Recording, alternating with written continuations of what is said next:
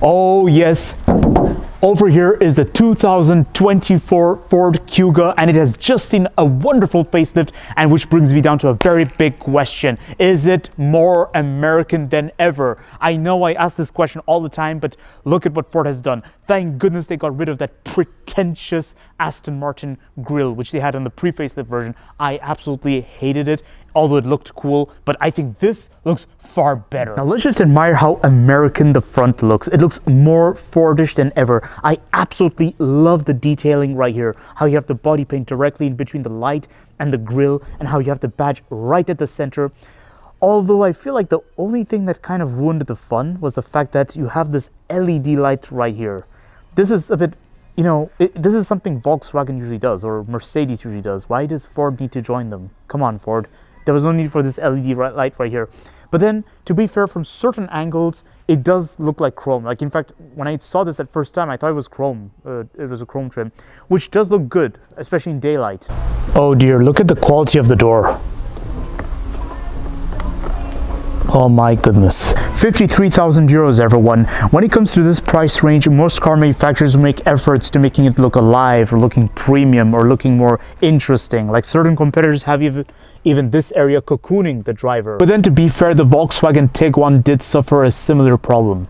This particular Ford Kuga costs 53,000 euros. I know. With the increase in desirability, there's also an increase in price tag, unfortunately. But then, to be fair, Ford is not alone in this regard. Many other competitors have gone on the same route.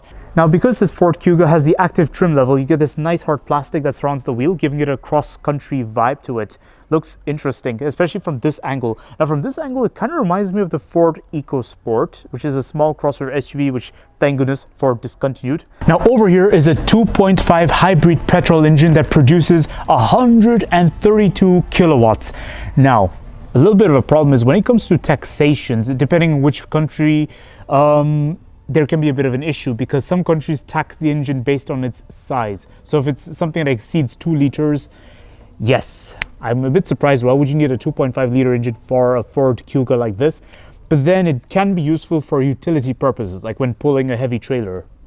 360-degree parking cameras with parking sensors at the front and at the rear. This green metallic paint is called Bursting Green. 19-inch wheels called Absolute Black Machined. Very bad looking exhausts, everyone. Looks very much like as if it was borrowed from a Ford Mustang, making it look sporty than ever, which is ironic because this is not even the sport trim level, and yet Ford generously gives it to the Kuga. Look at what all 4-doors get. See, those little protections, in case you're parked against a wall or next to another car. All right, now it is time to check out the interior of the Ford Kuga, the facelifted interior. Okay, first thing I absolutely love is the steering wheel. I just touched it, and I think it's one of the best steering wheels I've ever seen. Like, literally, I like the size. Wait, let me just check the adjustments. You can move it up, down, in and out. That's great. No complaints right there. And the size is excellent. The thickness of the wheel itself is near perfect, not too thick, not too thin.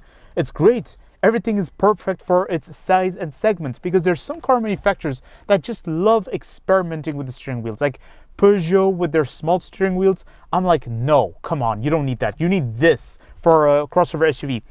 Okay, thank goodness Ford didn't go down the route of having a massive touchscreen right in the middle. They still have some physical buttons down there, but then it is still minimal nonetheless. I mean, it is like the screen has just become bigger compared to its pre-facelift version.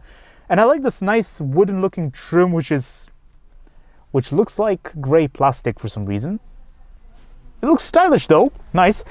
Oh, gorgeous looking seats with Alcantara in the middle and fabric on the side. Well, I mean leather on the side. Anyways, it's cute, but look at what happens whenever I move the wheel. Oh my god, the quality. Ooh. Well, you get an electric handbrake right here. That's nice. Start still button is right there this time. Okay, that's new. That's cute. And then you get a wireless telephone recharge right there. 12-volt socket right here. You get a USB point and a little storage space. Ah, the bottle holder and the cup holder. Sorry. Oh, it's good. It holds everything in place. And I like the way it's positioned right here so that it doesn't get in the way.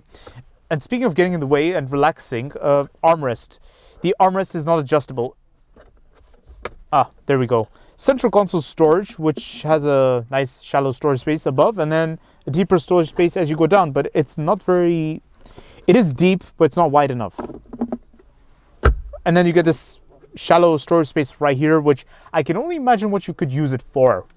Anyways, great news is this Ford Kuga is equipped with the winter package, which means you can survive the winter without a problem. The window has a defroster to it, so you get those little strings, you see, little things. This is to defrost the ice so that you don't have to waste time scraping the ice off the window. How luxurious is that? And Ford has had this feature for quite a while, which gives it an upper edge compared to the other competitors I've seen before. Oh, you get this nice glasses holder. Oh, this is awesome. And you even get a panoramic sunroof. Wow, this is unusual because most car manufacturers have either this or that. They either have a glasses holder but no sunroof or anything, or they either have a sunroof and no glasses holder, but Ford likes to have everything. Great. Oh, okay, now it's time to get on to the Stoke business. The Stokes. Oh, the Stokes are interesting. They're good. Okay, that's great. Interesting. Now, window buttons are presentable. I like it. Compared to other car manufacturers, Ford likes to put details on everything. Excellent. But then earlier when I looked at the quality of the door, everything budges a little bit. So when driving, you get a heads-up display right here at the front. That's great. And now it is time to check out the door bin, which is deep, but you just have to open it in order to reach whatever is in that area right there. For some reason, okay, so it can hold a big water bottle but at a diagonal position. Otherwise, the small water bottle will be held in place perfectly, and there's a little micro storage space area right there. The door bin is versatile. It's just something you have to get used to. Oh, the glove box is deep, but it just doesn't open further. It has a very narrow entrance. Now it is time to check out the back seat of the Ford Kuga, which is very easy to get into. And oh my goodness, this has to be one of the best back seats ever. Seating is so soft. It's like standing on a couch. It's not like a bench. It's great. I'm impressed. My feet room is one of the best I've ever seen in this segment. It's great. My knee room is good, actually. A lot of space here. And the back of the seat is leather. It's so soft and everything. Front passenger and the driver, oh my goodness. Great. And the back, the headrest is, oh, the headrest is wonderful. It's very squidgy, actually. And I get a lot of headroom. No complaint right there. So, armrest. Armrest with adjustable cup holders. Excellent. I can hold my bottle right here. You get no climate control, but heated rear seat, which is good. And you get air vents right here. Back seat pocket, decent. I'm impressed. And you even get 2 charging ports down there. Let's check out the door bin. Ooh, door bins are, wow, shallow, I'd say. I mean, you get this nice bottle holder in there, and a part of that, yeah. Oh, well, doesn't really matter that much since the rest of the practicality solutions are there. But if we're looking for family friendliness, competitors offer better practicality solutions for rear seat passengers. Now it is time to check out the boot space of the Ford Kuga. Something interesting. Just one thing I've noticed is, okay, this door opens a bit slower compared to average. Oh well, not a big deal. Just maybe it's just me. The bumper sticks out quite proudly. So in long terms, just watch out for the bumper. Although it is round edged, so you just have to watch out that your luggage doesn't touch it. Now, obviously, I highly doubt this does have a 7-seat option compared to other competitors. And this particular Ford Kuga has a very shallow floor to it because, I have suspicions probably because of the hybrid technology underneath. You get this latch to pull down the rear seats, but oh wow, oh, okay, this gets the job done, no doubt about that. But then 12-volt socket right here, decent, nice hook right there. Still though, the floor could do with some adjustments, and then yeah. Which brings me down to the conclusion of this Ford Kuga. First of all, I would just like to express my opinion. I love this Ford Kuga. Price of 53,000 euros. I have to say that this Ford Kuga is okay value for money because I had the chance to check out a lot of different cars which had similar price ranges to this Ford Kuga.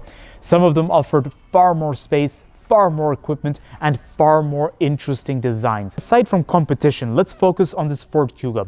One thing I have to say is that I really admired the new changes they've made. I really admired the equipment list. Very, very useful how they have the winter package, and I think Ford is ahead of everybody in this regard, because not many other car manufacturers offer this option where they can defrost the window automatically.